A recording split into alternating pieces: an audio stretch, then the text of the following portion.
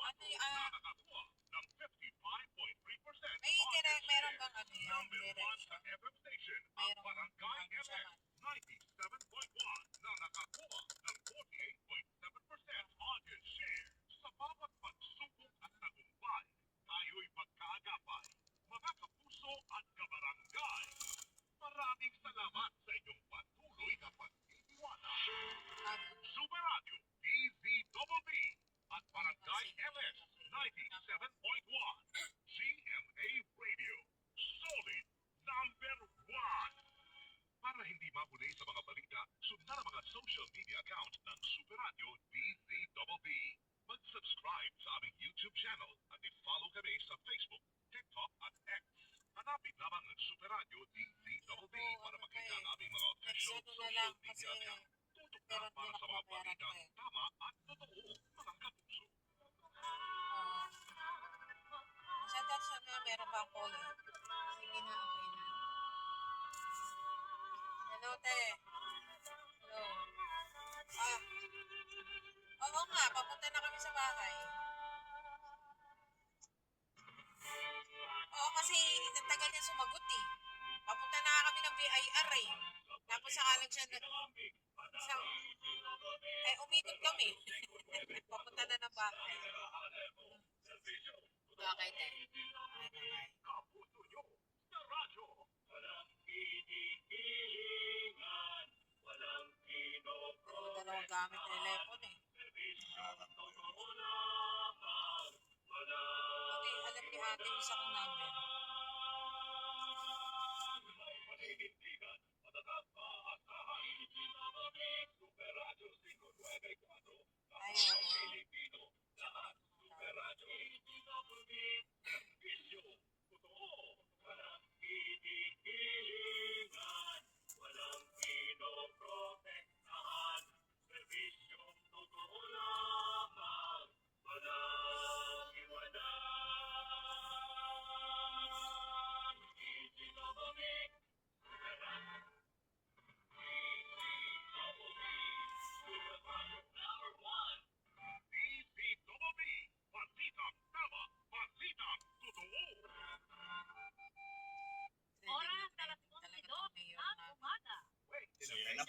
Si Robes, gawa nung sa basketball. Sigaw ng tubig. Kumano siya, pumatol siya. Hindi siya pumatol. Public servant eh. Dapat maging ano ka eh. Hindi ka ganun sumagot eh. May habagat po at saka LPA, kaya ganito po ang lagay ng panahon Pumatol siya. natin. Pagka lakas-lakas na naman ang ulan, dalhin po ninyo ang inyong mga jacket na may sombrero, yung may hood, ganito. Yan, ganyan. Pananggalang sa ulan kasi may hangin, Joy, sa labas. Pag magpapayod ka, yung payong tumitikwat. Kaya kailangan yung jacket na may hood ang gamitin o kaya sombrero, ha? Kumusta po kayo? Welcome po sa Palatuntunan ni Weng de la Peña sa Anong Senyo. Sa Palatuntunan Anong Senyo, kayo ang broadcaster. Sa Palatuntunan Anong Senyo, kayo ang anchorman. At sa Palatuntunan Anong Senyo, ang senyo ang mahalaga. Pansamantala, ito po muna inyong makakasama sa Tuesday sa New.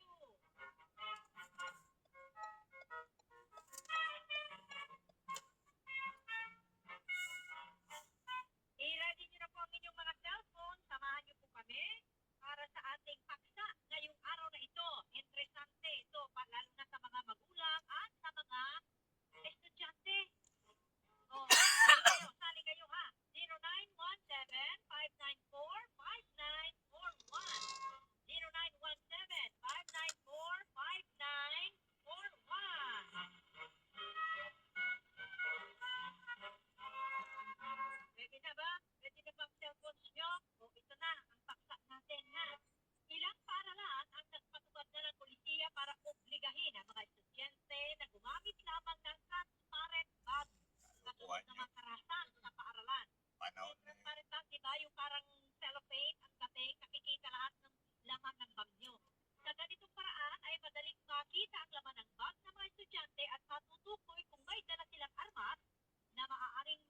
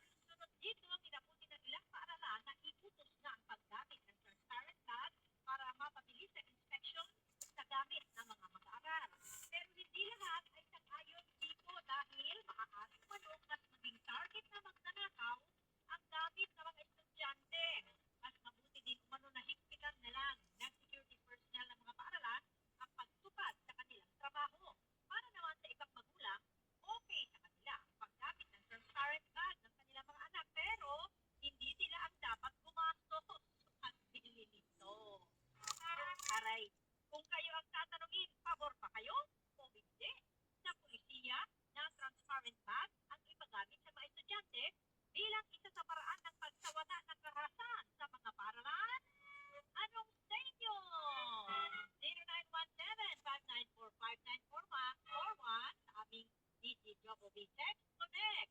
Pwede rin sa, ito, magbabasa na tayo dyan. I-ready mo na yung calculator mo dyan. Calculator. Sabi ng ating texter, simulan natin dito kay 2386. Aba, Ma'am Tuesday, sa bigat ng laman ng mga bag, hindi pwedeng transparent. Mapupunit. Ay, ganun ba yun? Mayroon matibay, no? Kaya lang, mahal na bata. Ay sabi ni 3676, ayon ako dyan para makita lahat ng laman ng bag at ilang maililihim. Dapat pati sa trabaho. Ganun din. Sabi ni Kukoy, sa trabaho daw, ganun din. Parang bag. Kasi diba, ang ginagamit ngayon yung mga backpack sa magsaring kulay at design, diba? Ay sabi ni 8444, pabor ako. Sabi ni 0318, hindi rin 100% effective kasi pwede namang itago sa shoes, medyas, underwear. O kung ano man daw yung yung dadalhin ng mapanganib na armas. Ay sabi nitong C9790, Happy Rainy Friday, Tuesday! Yes, much better than transparent bag for students or for public private schools to prevent further school violence. Sabi ni Miriam na Merville, Parañaque City. Sabi ni Mati 4749, pabor ako dyan. Sabi ni 0699, hindi. My right to privacy. Yun naman ang sinasabi. O, diba? Mga katwiran naman ng mga yan. So, kailangan ay i-respeto natin lahat ng inyong mga opinion. Sabi naman ni 4009, good morning po. Hindi naman po yan siguro ang solusyon. Nagkakastos na yan. Ibig sabihin, hindi siya pabor. No?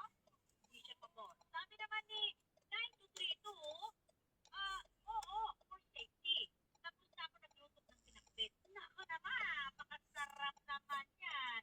Tapos may malutong-lutong na sinangkot siya mo muna na iwa ng baboy, di ba? Bago pinatay mo yung mantika. Malutong-lutong na siya ngayon. 2245, payag po ako sa transparent bus. Pagdating sa room check, din ng teacher. Sabi ni Rick, ng senior citizen. Sabi naman ni 0042, pabor, Ate Tuesday, pero mas maganda kung ang mga eskwelahan nagyan ng x-ray machine, kagaya ng mga nasa airport, para mas makita talaga ang laman ng mga dalahin ng mga estudyante. Mahal kasi yun eh. Na nga lang, kailangan talagang sa panahon ito, mag-invest na doon sa tamang security measures na ipinatutupad sa mga paralan. Pwede naman, sabi ni 2451, basta bigay ng LGU. Ayan, pinapasa kay Mayor. Mayor, baka may budget kang extra dyan. Bilhan mo ng transparent bag yung mga estudyante mo. Ay, sabi naman ni 3916, Ate Martes, di po ako pabor. Sayang ang ginagamit na bag. Bibili na naman ng transparent. Puro sila gastos. Sabi. Ay, sa mahal ba naman ang bilihin ngayon? Dadagdag ka pa Ano nga yun, ate? diba? Sabi naman 2667, pabor. Yung tatanong sa gate ay. Ang unang mag-comply ay LGU. Namibigay kasi sila ng bag tuwing Paskuhan. Sabi ni Jay, ibig sabihin, yung ipamimigay na bag ay transparent na. Diba? Namimigay nga naman yung mga LGU ng bag tuwing bagong Paskuhan. Yung ibigay niyong bag, transparent na. Sabi ni 7508, hindi kami sang-ayon diyan. Kasi, napaka-overacting naman yan. Sabi? Dapat kumpleto ang security gaya ng metal detector. Ayun naman, sabi, ito, sabi ni 4176, sang-ayon ako dyan. Sa isang kulungan sa Hawaii, ganyan na ang gamit ng mga empleyado. Ay, kulungan naman yun. Ito naman mga paaralan. Yung pinakatulong street. Sabi naman ni 1874, hindi ako pabor. Marami din pala Pinakatulong nagsasabi na street. hindi pabor din. Ano Hindi nga yata ang purpose ng security guard at metal detector? Responsibilidad din na i-check ang bag ng anak bago pumasok sa Ria, school. Ha? Tama lang ang papa Ria. dyan. Sabi ng ma'am. Kay Ma'am Joan, Ria. Oo. Sabi naman ni Number 1013, 17. yun, if nakakit ang security, hindi dapat ang burden sa student o If- guardian. Especially if bibili pa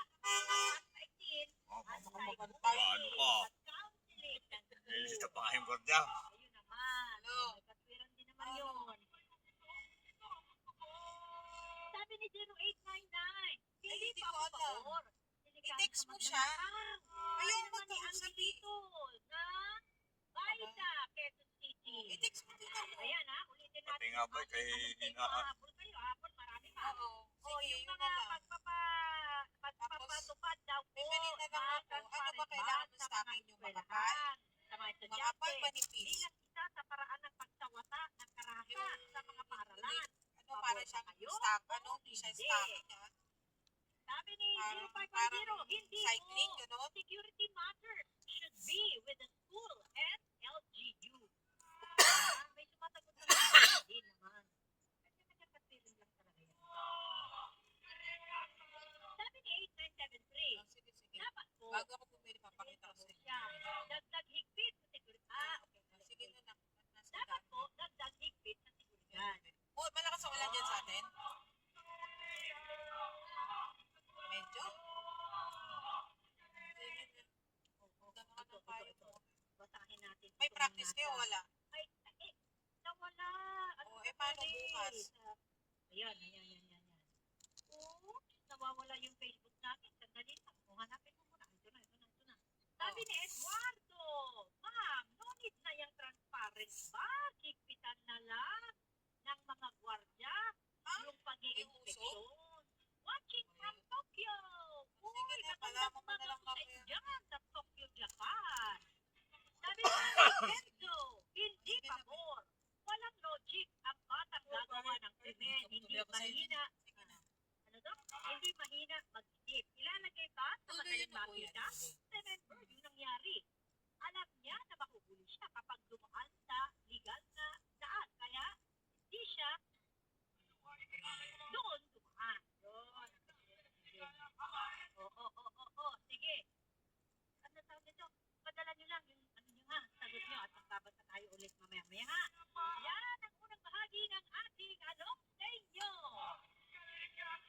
Ito yung ating score para sa unang sigwada ng ating survey. Ang nagsabi ng pabor, taran, 50%. Uy, pantay. At ang sabi hindi pabor, 50%. Hala, close fight. Matindi ang laban ha. Mamaya, pagbalik natin ulit. Babalik ko kami. Alas 11:15 ng umaga. Wait, de la Peña. Sa anong sa inyo?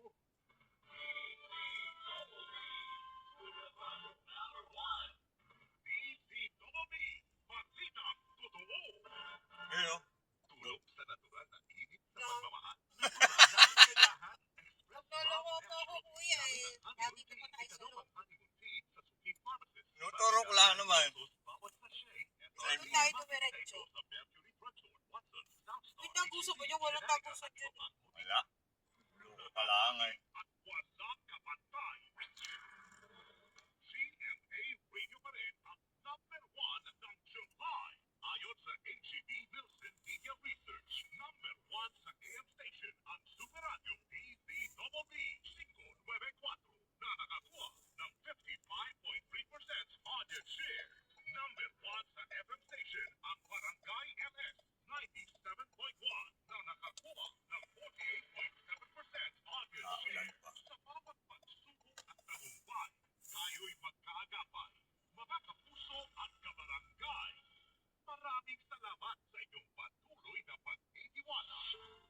Super Radio DZBB at Barangay MS 97.1. GMA Radio. Solid number 1. Para Kaya hindi na natin matuloy to. sa mga balita, sundan ang mga social media accounts ng Super Radio DZBB. I-turn ako. Sa aming YouTube channel at i-follow kami sa Facebook, TikTok at X. Ulan pa, mamaya ka na Lamang ako ang Super Radio DZBB. Bagay, wala pa naman Ang aming mga tao. official social Walang tao media kasi wala pa naman Tao. sakyan. na para sa mga balitang tama at totoo, mga kapuso.